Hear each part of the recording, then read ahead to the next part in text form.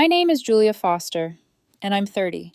30 years of counting pennies, stacking boxes, and keeping my life just balanced enough not to tip over. I work 3 jobs: mornings in a tiny warehouse unloading shipments, afternoons fixing office chairs and thermostats for a property manager, and nights delivering food because rent isn't forgiving. I live in a studio above a nail salon next to a bus stop that never sleeps.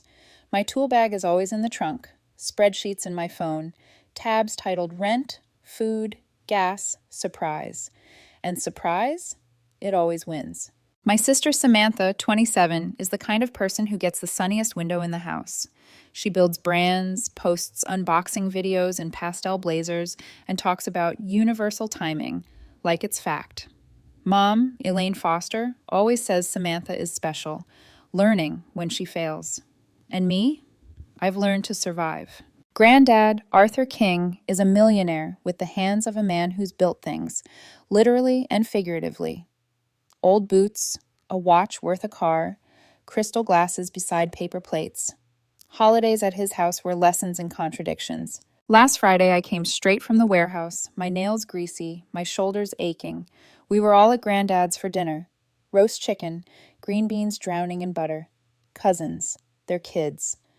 Everyone but me noticed the unspoken rules. Granddad hugged me at the door, then spoke loud enough for the room. Julia, hope you're enjoying your $7,000 a month allowance. I froze, holding a casserole I couldn't afford to make. My brain tripped over itself. My what? Allowance, he repeated, like we were talking about the weather. Started in 2019 for you and Samantha, $7,000 monthly. I laughed before my brain caught up. I'm working 3 jobs, I said. I've never seen a single cent. The room held its breath. Mom frowned at me like I'd broken the script. Don't start, she said. Your grandfather is trying to have a nice evening. Samantha cooed softly, brushing Granddad's sleeve. He knows how Julia is. She doesn't like taking help. I snapped faster than I meant to. I love taking help. I just never met it. Granddad's eyes narrowed, the center of his brows creasing. What do you mean you never met it? I pulled my phone out. My banking history was a graveyard of small deposits. I showed him an email I'd finally found from Franklin Trust, detailing dispersals. Every line item, every masked account ending in numbers I recognized. They were all going to Samantha. He looked at me slowly. Is this a joke? No, I said. I've been paying for my tires with store-brand cereal. The room went silent, frozen like the moment before a storm. Little cousin Chloe whispered, "What's an allowance?" Her dad shushed her. Someone turned the TV on mute, as if pictures of a baseball game could erase what just happened. Mom's face was calm, rehearsed. It's a household account, she said. Samantha needed it more. I blinked. Household? You mean my money? You mean for me? Granddad's gaze softened, but his voice carried authority. When did you find this out?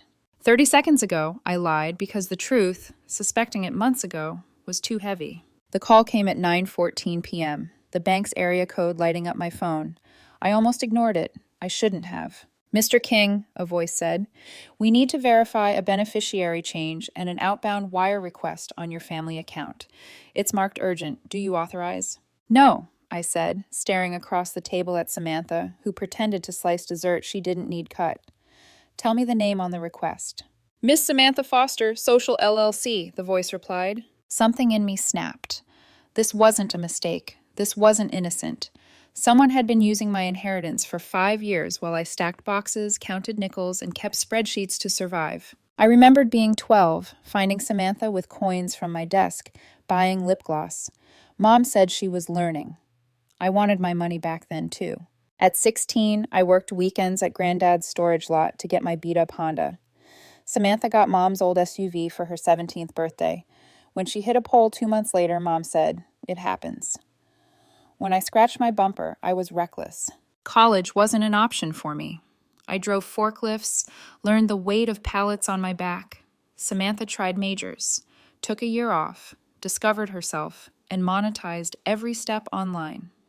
Money in our house was a weather pattern. When Samantha had a need, clouds parted. When I had one, I carried an umbrella. I remembered the first night Granddad started allowances in 2019. A runway, he said. So you don't break your back on the first rungs like I did. Mom beamed. Samantha cried, posted a photo that said gratitude. I updated my spreadsheet with a line titled, "If This Is Real." I didn't put a number in because it felt like hoping out loud. Months passed. Nothing appeared. I texted Mom. "Did Granddad?" She replied, "Don't bother him. He's busy. Also, Samantha is swamped. Can you help her move boxes?" I moved the boxes. My allowance remained invisible, diverted by her. Then came dinner. Granddad's hug. The words that landed like a bill I couldn't pay. "Hope you're enjoying your $7,000 a month allowance." And the call from Franklin Trust confirming the wire request. This wasn't about money anymore. This was about control, betrayal. The quiet years I'd been working while someone else enjoyed my birthright. I clenched my phone, staring at Samantha and Mom. The room around us blurred, a cinematic haze of light and shadows. I realized that nothing would ever feel safe again until I fought for it. And I decided I would fight. After dinner, I sat on the edge of my studio bed, the hum of the bus outside mixing with the thrum in my chest. My hands shook as I opened every email, every old inbox, every thread I could access. Franklin Trust, family coordinator notes, monthly statements. Everything pointed to the same truth. My allowance had been redirected to Samantha for years, with Mom as the silent architect. I spread the printouts across the tiny table in my studio. Numbers, dates, masked accounts, all lined up like soldiers on parade. Each one whispered betrayal.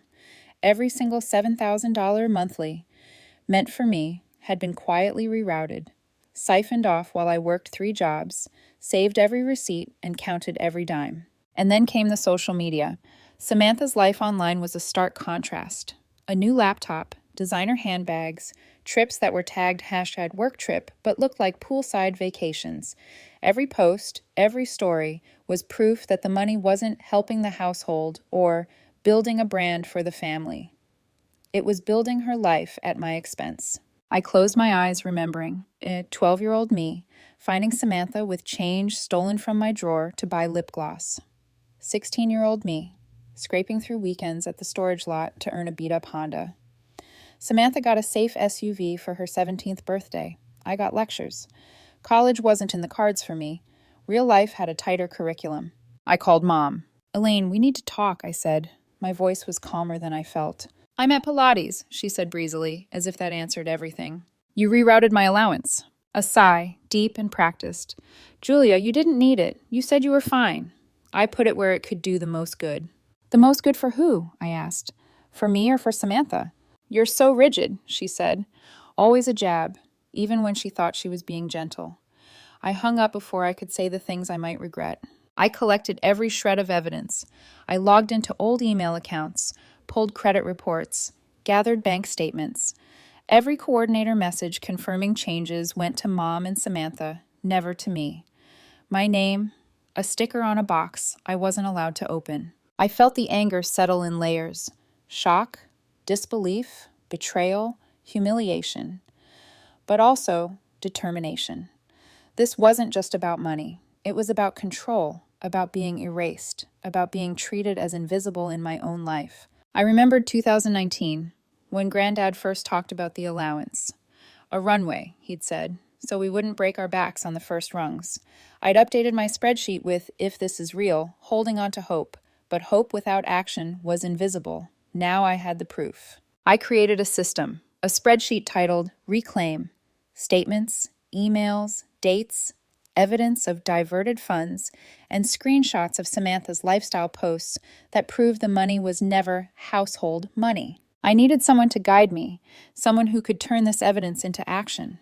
That night, I researched lawyers, found Priya, a calm, precise woman with a reputation for dismantling financial misuse like a surgeon. As I sent her an email with the stack of statements and screenshots, I allowed myself a moment to remember all the times I had been responsible, paying Aunt Diane's prescriptions, fronting groceries for Mom, zelling Samantha money, just until Friday, because she always had something bigger coming. I had been generous, silent, and invisible, and now I wasn't going to be. There were flashes of regret, too. I remembered when I had stayed late at the warehouse, exhausted, because Samantha's Airbnb collab fell through and Mom asked me to help. I hadn't thought about it then, but every sacrifice now felt like interest paid on a debt I never owed. Then came the clarity. The allowance wasn't just about money, it was about agency, recognition, and respect. Every dollar stolen was a small erasure, a reminder that I was less than, the sibling who could shoulder burdens without acknowledgement. I spent hours that night mapping out a confrontation. Mom, Samantha, Granddad, evidence lined up like chess pieces. I wrote dialogue in my head, rehearsed my tone, envisioned the pauses, the shocks, the questions. My life had always been reactive. This time, I would be proactive. And yet, there was fear. Fear of family tension exploding. Fear of being painted as greedy, ungrateful. But beneath it, there was something stronger, resolve. I wasn't asking for charity. I was reclaiming what was mine, what Granddad had intended for me all along. Before bed, I sent Priya a follow-up. I need a wall, I typed. Not revenge, not spectacle, just boundaries and restitution. This has gone on far too long. The next morning, I went through my old boxes, receipts, pay stubs, spreadsheets, journals. Every memory, every proof, every sacrifice was now a tool.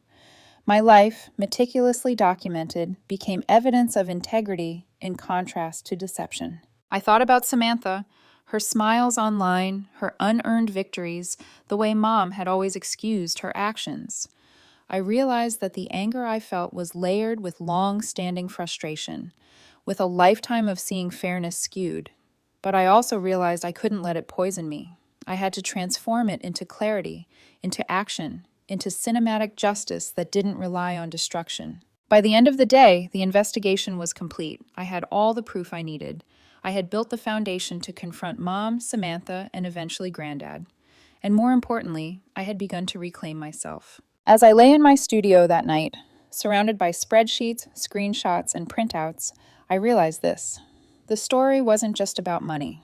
It was about recognition, boundaries, and finally being seen for the person I had always been. Tomorrow, the confrontation would begin. The morning sunlight slanted through the blinds, sharp as accusation. I rehearsed one last time before the video call with Priya. Evidence stacked neatly beside my laptop.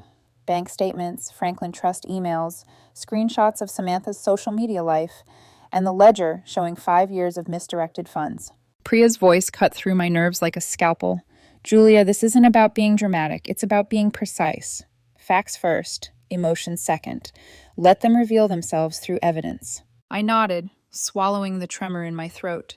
Precision had always been my weapon, but this was personal. Samantha wasn't just taking my money. She was erasing my effort, my work, my right to autonomy. The call with Mom came next. Julia, I thought we could talk, Mom said, voice smooth, calm. But I heard the undercurrent of caution, like she knew the walls I'd built with Priya. This isn't about talking anymore, I said. My hands rested firmly on the table, eyes fixed on the screen. It's about what was taken from me. Every monthly distribution from 2019 to now, $7,000 each month, was rerouted to Samantha without my consent. I have the evidence, and it's irrefutable. Mom's sigh came again, heavier this time. I did what I thought was best for the family. Best for who? I countered. Not me. Not the person who earned that money through years of work, sacrifice, and accountability. She faltered, blinked, and for the first time, I sensed uncertainty. Samantha, lurking in the background of the video call, tried to chime in with rehearsed calm. Julia, I wasn't stealing. I just allocated resources where needed. I leaned in, voice steady but firm. Allocated, my name, my account, my money. That's theft dressed as generosity, and you know it. Priya guided the next steps, calm and unwavering. We'll send a formal demand letter to Samantha and Elaine. Repayment of diverted funds within 30 days. New trust administrator to be appointed by Granddad. All future distributions to go directly to Julia. The email went out.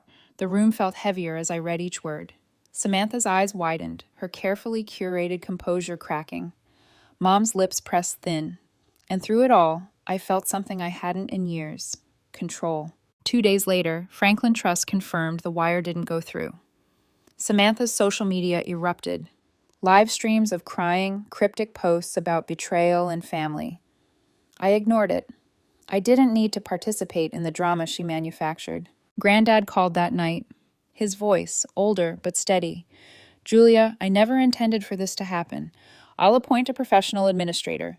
All future distributions go to you. If you want the principal of your share, we'll handle it correctly. If you want monthly, it's yours. No conditions. I closed my eyes and let the weight of those words sink in. Justice didn't require vengeance. It required boundaries and accountability. Then came the professional administrator, a calm, meticulous woman who worked like a watchmaker. Every future email, every bank statement, every communication would be addressed to me. Samantha and Mom were effectively removed from any financial control. It was not revenge, it was closure. I remember sitting on my kitchen floor, the first transfer hitting my new account, labeled partial restitution. It came from Granddad, not Samantha. A text followed. She'll repay me. You're not my bill collector. You're my granddaughter. I cried, but not for long. Not out of despair, out of release. I had spent years carrying not just the weight of 3 jobs, but the invisible burden of unacknowledged effort. Now it was lifted. Work got easier. The warehouse still demanded my back and hands, but my mind had room to breathe. I refused extra shifts without fear. I bought new boots. I sorted through my receipts without trembling. Mom sent messages, sunsets, and articles about forgiveness, like coupons for a debt I didn't owe. I hearted them, didn't click. Samantha tried texts about reconciliation, but I saved them in a folder labeled Observe, Don't Engage. Granddad visited, toolbox in hand, and we fixed wobbly chairs together. He said, I wanted you to have options, not obligations. I nodded, understanding. This wasn't just about money, it was about agency, about choosing what I would fund, with time, effort, and, yes, money. I wasn't the allowance, I wasn't the sponsor. I was the person who decided what counted, who mattered, and how far I would go to protect what was mine. And for the first time in years, I felt free. The weeks after the confrontation were quieter than I expected, but not peaceful. Silence carries its own weight, and in the spaces Samantha and Mom no longer controlled, I began to notice how much I had been erased over the years. Every morning, I woke in my studio above the nail salon, coffee in hand, spreadsheets open, and for the first time, I felt the room to breathe. I reviewed my finances without anxiety. Each transaction, each dollar was mine to decide. The fear of misdirection was gone. I had a fence and a door I controlled. Mom reached out, carefully phrased texts about forgiveness and family harmony. I didn't reply immediately. I wanted clarity, not reaction. I wanted boundaries, not apologies. I archived her messages, knowing I could engage later, but only on my terms. Samantha tried the social media angle again. Live streams, stories, passive-aggressive posts. Some people don't like to see you win, one read. I ignored it. The validation I once sought externally now came internally. The ledger of effort, sacrifice, and integrity was mine alone. I also reconnected with Granddad. He visited, toolbox in hand, and we fixed chairs and shelves together. He smiled like he did when I was a child learning the weight of a pallet or how to check oil in a beat-up car. I wanted you to have options, not obligations, he said, and I understood.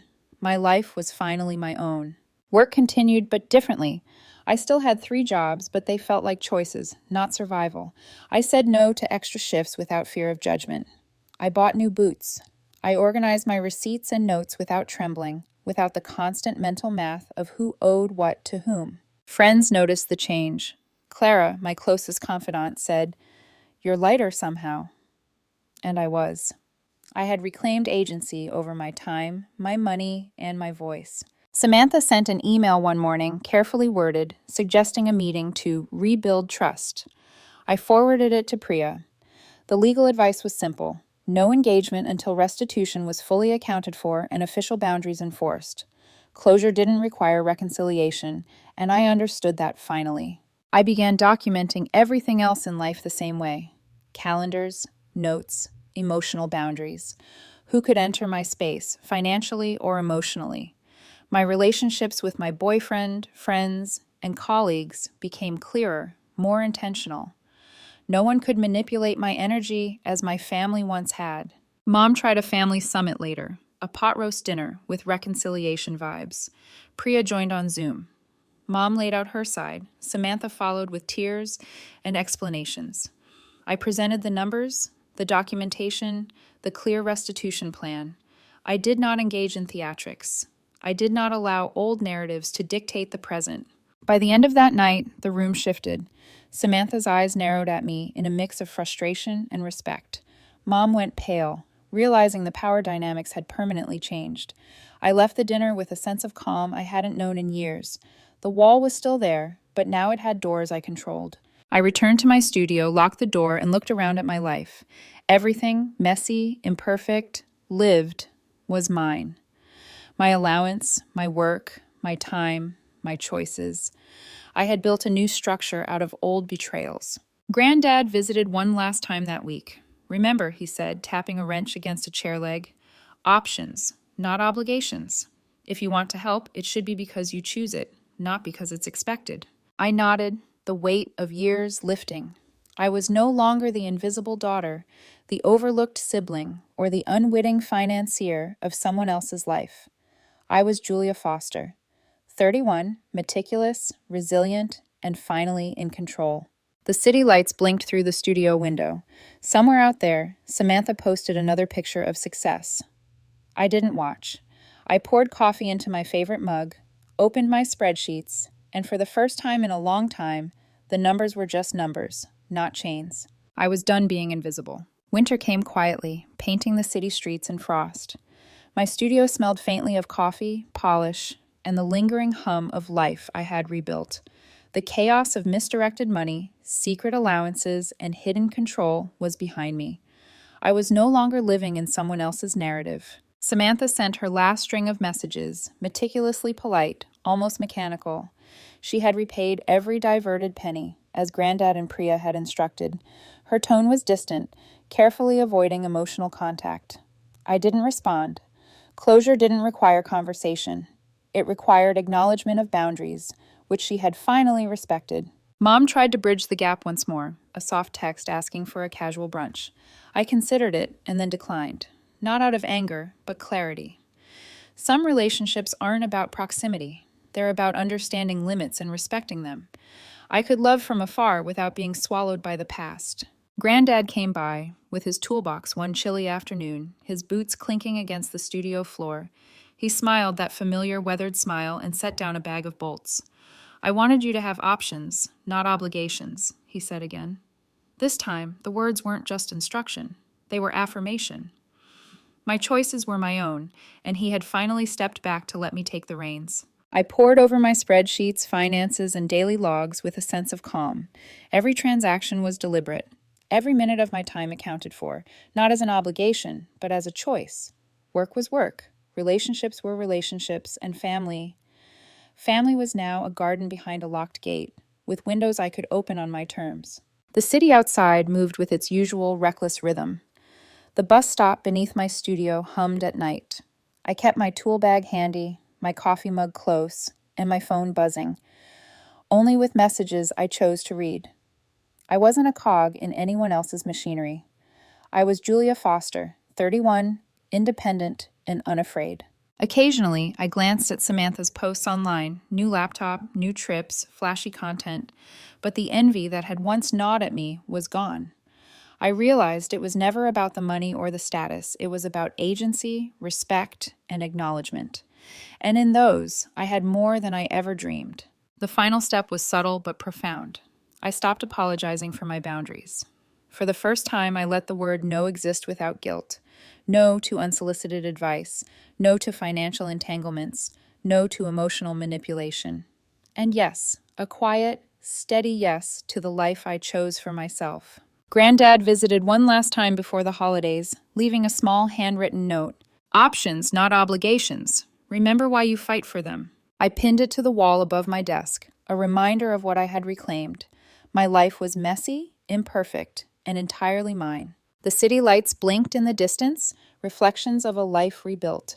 For the first time, I wasn't just surviving, I was thriving. Free from invisible chains, I could finally measure success in breaths, choices, and the quiet power of autonomy. Samantha, Mom, the social media posts, the diverted funds, they existed, but they no longer defined me. I was the author of my story, the guardian of my own future, and the person who decided what counted. And in that quiet, steadfast clarity, I realized the truth I had been chasing all along. Closure isn't about punishment. It's about claiming your life back, one deliberate choice at a time. The sunlight warmed the studio floor. My coffee steamed. My spreadsheets waited. And for the first time in years, I felt fully, undeniably free.